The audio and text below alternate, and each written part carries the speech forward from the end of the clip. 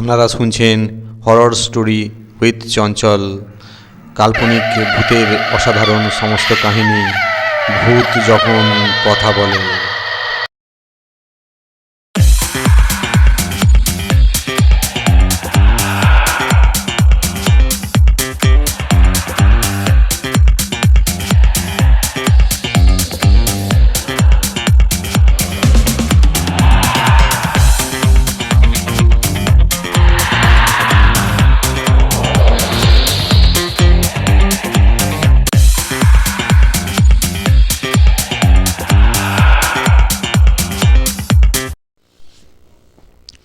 নমস্কার বন্ধুরা, আজকে আবার হাজির হলাম একটি সুন্দর গল্প নিয়ে।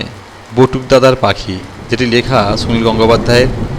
এবং মানুষ মরে গেলে ভূত হয়, কিন্তু পাখিরাও কি মরে গেলে ভূত হয় এবং সে কি ফিরে আসে, সেই তথ্যই সেই ঘটনায় এখানে বলা হয়েছে।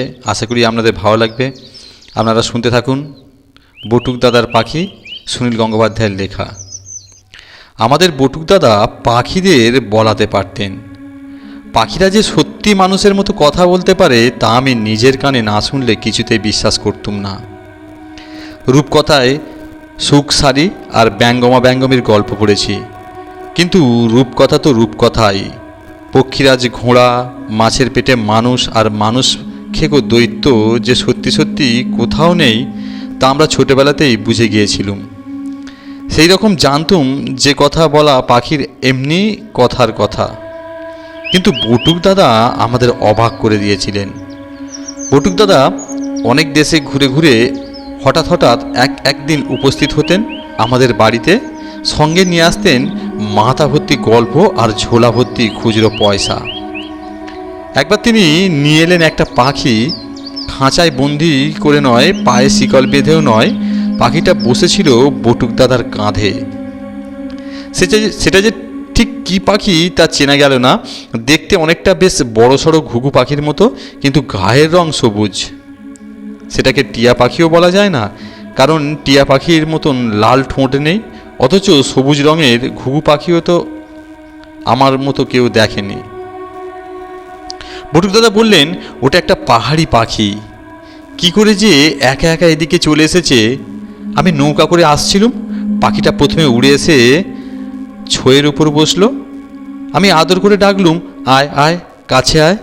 কয়েকবার ডাকতেই আমার কাঁধের ওপর এসে বসলো। আমার চোখ দেখে ঠিক বুঝেছিল আমি তো পাখিদের ভালোবাসি, তাই ওরা আমাকে ভয় পায় না। বটুকদার সব কথাই তো অদ্ভুত, তাই এটাকে তো আমরা আর একটা অদ্ভুত কথা বলে ধরে নিলুম। অবশ্য পাখিটা যে শান্তভাবে বটুক দাদার কাঁধে বসে আছে সেটাও তো ঠিক। বটুক দাদা বললেন, দুদিন ধরে নৌকায় আস্তে আস্তে আমি পাখিটাকে কথা বলতে শিখিয়েছি। আমি তো পাখিদের ভাষা জানি, তাই ওরাও আমার কাছ থেকে চট করে মানুষের ভাষা শিখে নেয়। তাই শুনে আমরা সবাই একসঙ্গে বলে উঠলুম, কই কই কই, আমরা পাখিটার কথা শুনবো। বটুক দাদা হাত তুলে বললেন, শুনবি, এক্ষুনি না। এই নতুন লোক দেখে লজ্জা পেয়েছে। আমি চান খাওয়া করে নি, তারপর তোদের শোনাবো। আমাদের সেই গ্রামের বাড়িতে ছিল একটা বেশ মস্ত উঠোন আর তিন দিকেই ছোট ছোট একতলা ঘর। বটুক দাদা এসে তাকে দেওয়া হতো উত্তর দিকের কোলের ঘরটি। সেই ঘরের খুব কাছেই পুকুর ঘাট। নিজের ঘরের দিক থেকে যেতে যেতে বটুক দাদা বললেন, আমার পাখিটা ইচ্ছে মতো উড়ে বেড়াবে। তোরা ওকে আদর করে ডেকে কথা বলতে পারিস, কিন্তু ওর গায়ে হাত দিস না। পাখিদের গায়ে হাত দিতে নেই। এর নাম আমি দিয়েছি কেষ্ট। তারপর বটুক দাদা পাখিটাকে নিয়ে ঘরের মধ্যে ঢোকবার একটু পরেই স্পষ্ট শোনা গেল কে যেন বলছে, বটুক দাদা ওঠো ওঠো ওঠো। আমার ছোট ভাই বকু উত্তেজিতভাবে বলল, ওই যে পাখিটা কথা বলছে। আমার ছোটদি মুন্নির খুব বুদ্ধিশুদ্ধি আর সব কিছুতেই সন্দেহবাতিক। ছোটদি ঠোঁট উল্টে বলল, ধ্যাৎ, ওটা আবার পাখির ডাক নাকি। আমাদের সঙ্গে মজা করার জন্য বটুক দাদা নিজেই ওরকম ডাকছে। তক্ষুনি পাখিটা ফুরুত করে উড়ে বেরিয়ে এলো ঘর থেকে। রান্নাঘরের পাশে পুকুর ঘাটের কাছে তেঁতুল গাছটার একটু নিচু ডালে গিয়ে বসলো। আমরা দৌড়ে ওর কাছে গিয়ে বলতে লাগলুম, কেষ্ট, কেষ্ট, আমরা তোমায় খুব ভালোবাসি, আমাদের একটু কথা শোনাও তো।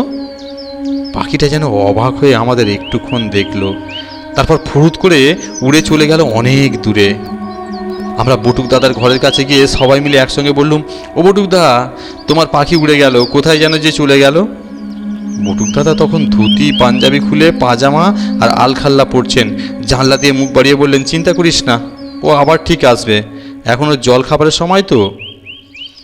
অনেকখানি রাস্তা নৌকা করে এসেছেন বলে বটুক দাদা ক্লান্ত হয়েছিলেন, তাই দুপুরবেলা ঘুমিয়ে নিলেন। এদিকে দুপুর গড়িয়ে বিকেল বয়ে গেল, তখনও পাখিটার দেখা নেই।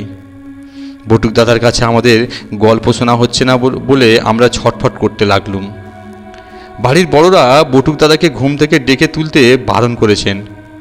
আমরা একটা ঘরে বসে ক্যারাম খেলছি, হঠাৎ বকু ছুটতে ছুটতে এসে বলল, কেষ্ট ফিরে এসেছে, কেষ্ট তেঁতুল গাছটার ডালে বসেছে। আমরা খেলা বন্ধ করে বাইরে আসতেই স্পষ্ট শুনতে পেলুম সেই পাখির মুখে মানুষের ভাষা। তেঁতুল গাছের ডালে বসে সে ডাকছে, বটুক দাদা, ওঠো ওঠো ওঠো।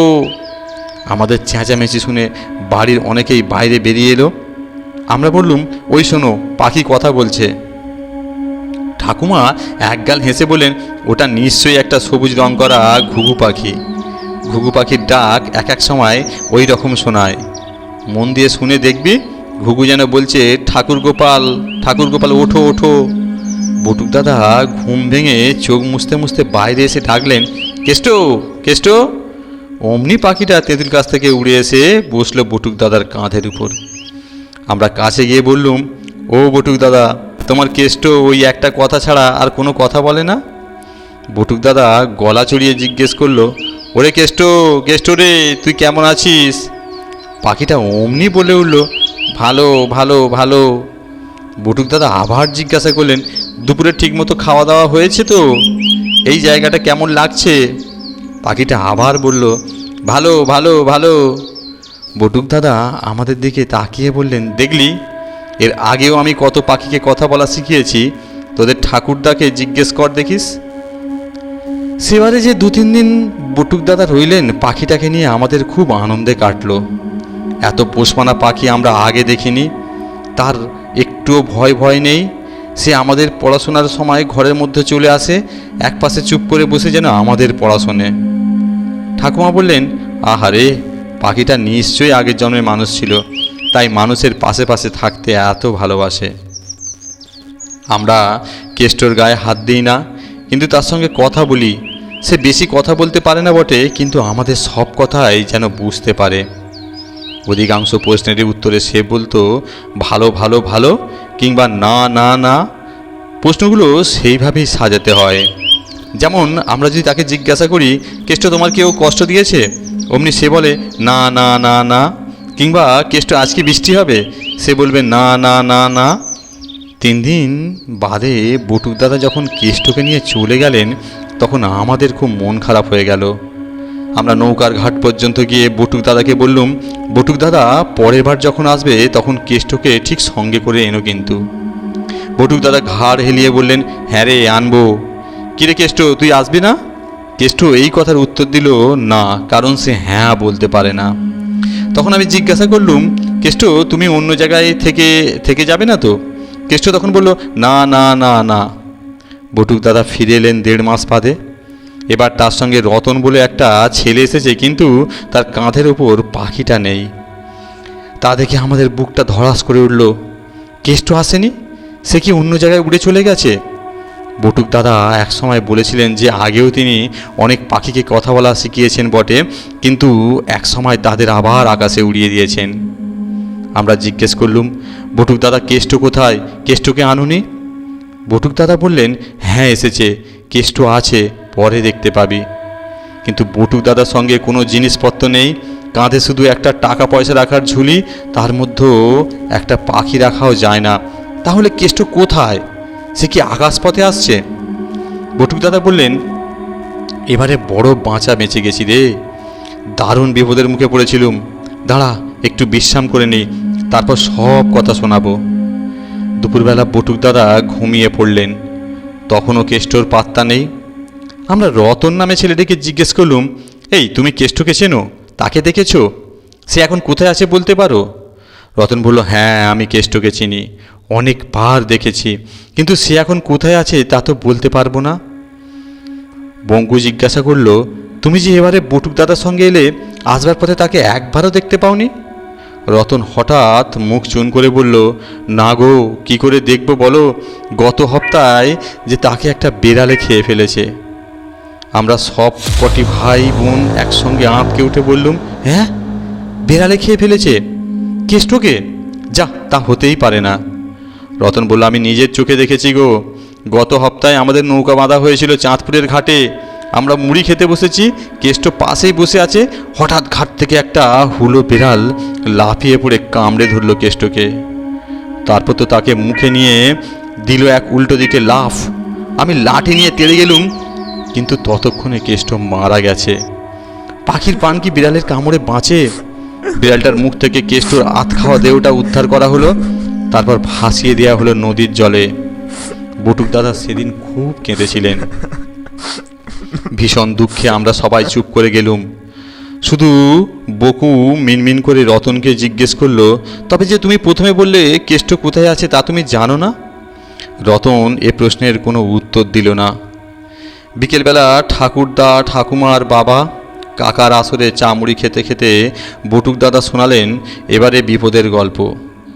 প্রত্যেকবারই তার একটা না একটা গল্প থাকে, তবে এবার নাকি তিনি নির্ঘাত প্রাণেই মারা যেতেন। ঠাকুমা জিজ্ঞাসা করলেন, তোমার সেই পাখিটা কোথায় গেল? ছেলেরা বলছে তাকে নাকি। ঠাকুমার মুখের দিকে এক দৃষ্টিতে তাকিয়ে থেকে বটুক দাদা বললেন, আগে এই ঘটনাটা শুনে নাও, তারপর কেষ্টর কথা বলবো। বটুক দাদা অন্যদের দিকে তাকিয়ে বললেন, এবারে একটু সুন্দর বনের দিকে গিয়েছিলাম বুঝলে, ওদিকে একটা খেয়াঘাট ইজারা নেবার কথা হচ্ছিল। ওদিকে বড্ড বাঘের ভয়, তাই সন্ধ্যের পর নৌকা বেঁধে ফেলেছি, রাত্রিতে আর রান্নাবান্নার ঝামেলা করিনি। কাছেই একটা হোটেল ছিল, সেখান থেকে খেয়ে নিলুম রতন আর আমি। রতনটা খুব ঘুম কাতুরে, সন্ধে হতে না হতেই ওর ঘুম পায়, আমিও 8টার মধ্যেই শুয়ে পড়লুম। শুধু কেরোসিন পুড়িয়ে লাভ কি, পাশাপাশি 3-4খানা নৌকাও ভয়ের কিছু নেই। হঠাৎ এক সময় আমার কানের কাছে কেষ্ট ডেকে উঠল, বটুক দাদা ওঠো ওঠো ওঠো। সে ডাক শুনে আমি ধর্মর করে জেগে উঠলুম। অমনি কানে এলো হৈ হৈ শব্দ। এবার বাইরে উঁকে দিয়ে দেখি পাশের নৌকাতেই ডাকাত পড়েছে। মশালের আলোয় চোখ পড়ল, একজন ডাকাত একজন মাঝিকে মারার জন্য খাঁড়া তুলছে। বুঝলে দাদা, 1 মিনিটও দেরি হলে সেই ডাকাতরা আমার নৌকাতেও লাফিয়ে চলে আসতো। কেষ্ট ঠিক সময় আমাদের ঘুম ভাঙিয়ে না দিলে প্রাণে মারা যেতুম। আমি সঙ্গে সঙ্গে নৌকার দড়ি খুলে নিয়ে এক ধাক্কাতে মারতেই নৌকাটা ভেসে পড়ল স্রোতে। ডাকাতরা আর ধরতে পারল না। ঠাকুমা জিজ্ঞাসা করলেন, এটা কবেকার ঘটনা? বটুকদা বললেন, এই তো পরশু রাতেই, তারপর সোজা চলে এসেছি তোমাদের এখানে। ঠাকুমা বললেন, পরশু রাতে? তাহলে যে ছেলেরা বলল 1 সপ্তাহ আগে নাকি তোমার কেষ্ট পাখিকে বিড়াল খেয়ে ফেলেছে, সে পাখিটা তো মরে গেছে। ঠাকুমার দিকে এক দৃষ্টিতে তাকিয়ে বটুক দাদা বললেন, মরে গেলেই কি সব কিছু শেষ হয়ে যায়? কেউ কেউ থাকে, কেষ্ট হারিয়ে যায়নি, সে এখনও আছে, সেই আমায় বাঁচিয়েছে। ঠাকুমা কপালে 2 হাত ঠেকিয়ে বললেন, রাম রাম। গল্পটা শুনে আমাদের গায়ে কাঁটা দিল, কিন্তু ছর্দি বলল, হয় ওই রতনটা মিথ্যে কথা বলছে, না হলে বটুক দাদা এই গল্পটা বানিয়ে বানিয়ে বলছে। পরদিন ভোরবেলা আমার ঘুম ভাঙতেই আমি শুনতে পেলুম একটা পাখির গলার ডাক, বটুক দাদা ওঠো ওঠো ওঠো। কেষ্টকে আমি খুব ভালোবাসতুম, কিন্তু ওই ডাক শুনে আমার দারুণ ভয় হলো। আমি পাশের ঘুমন্ত ছোটদিকে ধাক্কা মেরে জাগিয়ে বললুম, ছোটদি ছোটদি শোন। ছোটদি কান খাড়া করে শুনলো, তার ভুরু কুঁচকে গেল, বিড়বিড় করে বলল, মানুষ মরে গেলে কখনো ভূত হয় শুনেছি, পাখি মরে গেলেও ভূত হয়? ধ্যাৎ, যত সব বাজে কথা, চল তো গিয়ে দেখি। ছোটদির খুব সাহস, সে আমার হাত ধরে নিয়ে এসে এলো ঘরের বাইরে। ডাকটা আসছে পুকুর ধারে তেঁতুল গাছটা থেকে। আমরা দুজনে গিয়ে সেখানে দাঁড়ালুম। কোনো পাখি চোখে দেখা গেল না, পাতার আড়ালে লুকিয়ে আছে কিনা কে জানে, কিন্তু স্পষ্ট শোনা যাচ্ছে একটা ডাক, বটুক দাদা ওঠো ওঠো ওঠো। দরজা খুলে বেরিয়ে এলেন বটুক দাদা। চোখ মুছতে মুছতে আমাদের দেখতে পেয়ে বললেন, ওই যে কেষ্ট আমাকে ডাকছে, শুনতে পাচ্ছিস? আজ আমাকে তাড়াতাড়ি বেরোতে হবে তো, তাই কেষ্ট ডেকে তুলছে। এবারে ছোটদিও আর কোনো কথা বলতে পারল না। ধন্যবাদ। আপনারা এরকম মজার মজার গল্প শোনার জন্যে আমার চ্যানেলটি সাবস্ক্রাইব করুন। আপনারা সুস্থ থাকুন, ভালো থাকুন। ধন্যবাদ।